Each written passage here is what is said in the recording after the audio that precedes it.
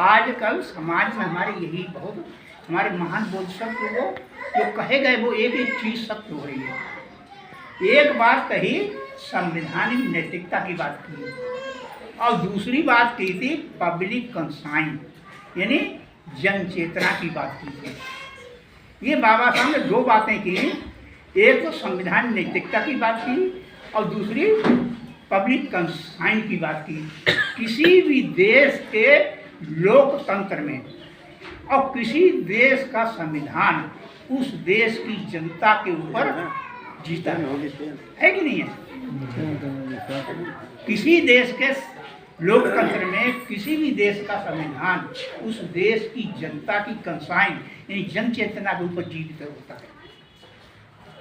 ये बाबा साहब ने कितनी महत्वपूर्ण बात की कि इसलिए कानून है, अधिकार साकार नहीं हो रहे हैं जब तक समाज की, अब ध्यान ये नोट कर लीजिए, ये बहुत महत्वपूर्ण लाइन हम बताने जा रहे हैं, इसको जरूर नोट कर लीजिए। क्या? जब तक समाज की सामाजिक और नैतिक चेतना संवैधानिक और लोकतांत्रिक नहीं हो जाती है तब तक उस देश का संविधान और लोकतंत्र टिक नहीं सकता। जब तक समाज की सामाजिक और नैतिक चेतना, लिख लीजिए, आपने क्या कहा, इसलिए क्या कहा, आज बहुत से लोग हमारे कहते हैं, हम सुनते रहते हैं, अरे राजनीति मिल जाए बाकी किसी जरूरत ही नहीं, सब कुछ मिल जाएगा। महान बोधिसत्व ने क्या कहा, ये प्रमाण आपको दे रहा हूँ। अब बाबा साहब ने क्या कहा, इसलिए समाज को अनुशासित करने के लिए धम्म चाहिए। बाबा साहब ने ऐसे आगे लिख लीजिए, बोधिसत्व बाबा साहब ने बुद्धा एंड धम्मा में आगे कहा है, क्या कहा है कि समाज को अनुशासित करने के लिए धम्म चाहिए। चाहे कहते हैं ना कितनी आप आईपीसी कोड कर दो, जब तक मॉरलिटी में नैतिकता नहीं है इंसान में तब तक अत्याचार नहीं रुक सकते हैं। तो समाज को अनुशासित करने के लिए धम्म चाहिए। और बाबा साहब ने एक बहुत छोटी सी बड़ी प्यारी परिभाषा दी है। क्या प्यारी परिभाषा दी? धम्म ही शील है और शील ही धम्म है। ये हमारे महान बोधिसत्व ने एक परिभाषा दी है, शील ही धम्म है और धम्म ही शील है। यानी कहने का मतलब है, आ रहे हो पंखा थोड़ा चला दीजिए तो नाइट ठंडा।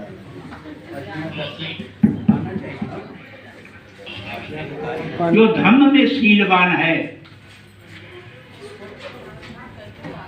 बाटल पानी दीजिए। हाँ, वही अनुशासित है और जो अनुशासित है वही शीलवान है। क्लियर हुआ कि बाबा साहब ने कि ये परिभाषा क्या की कि धम्म ही शील है और शील ही धम्म है। जो धम्म में शीलवान है और वही अनुशासित है और जो अनुशासित है वही शीलवान है। तो शील जैसे कि हम लोग देखते हैं व्यवहार के रूप पर बहन बेटी के रिश्ते करने के लिए जाते हैं तो क्या मालूम करते हैं कि लड़का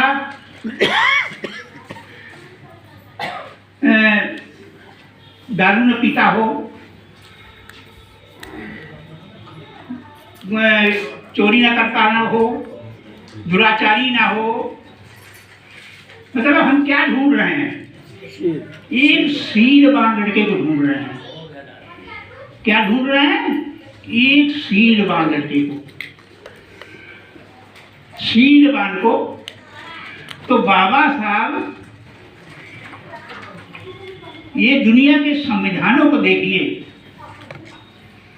जो कोड ऑफ कंडक्ट दिया है जिसको दंड संहिता कहते हैं, और भगवान बुद्ध ने जो 5 शील दिए हैं, ये श्रेष्ठ मानवता के ये 5 कोड ऑफ कंडक्ट दिए हैं। ये केवल बौद्धों के लिए नहीं दिए हैं, ये सारी दुनिया की मानवता के लिए दिए हैं। ये 5 शील दिए हैं, श्रेष्ठ मानवता के लिए दिए हैं।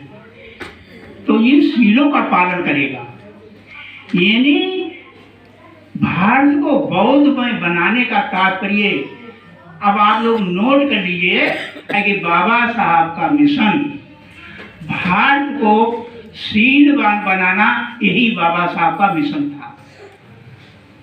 भारत को शीलवान बनाना यही बाबा साहब का मिशन है। आज हमारे लोग, कोई कहता है हमने 60 साल से हमने धम्म दीक्षा ले रखी है, कोई कहता 65 साल से ले रखी है, कोई 70 साल से ले रखी है, और फिर भी कोई धम्म में प्रगति नहीं हो रही है। क्यों नहीं हो रही है? क्या ये बुद्ध का दोष है? नहीं। क्या ये धम्म का दोष है? नहीं। या संघ का दोष है? दोष है हमारा शील का पालन न करना, शीलों का पालन न करना। अगर दुनिया में, सारे देश में अगर शीलवान लोग हो जाएं तो सारी हमारे साथ, जो हमारे समाज के साथ भेदभाव, ऊंच नीच, जितनी भी चीज़ें प्रॉब्लम है वो सब खत्म हो जाएगी। शीलवान लोग नहीं है, और शीलवान सबको बनाना है, शीलवान सबको बनाना। तो ये बाबा साहब का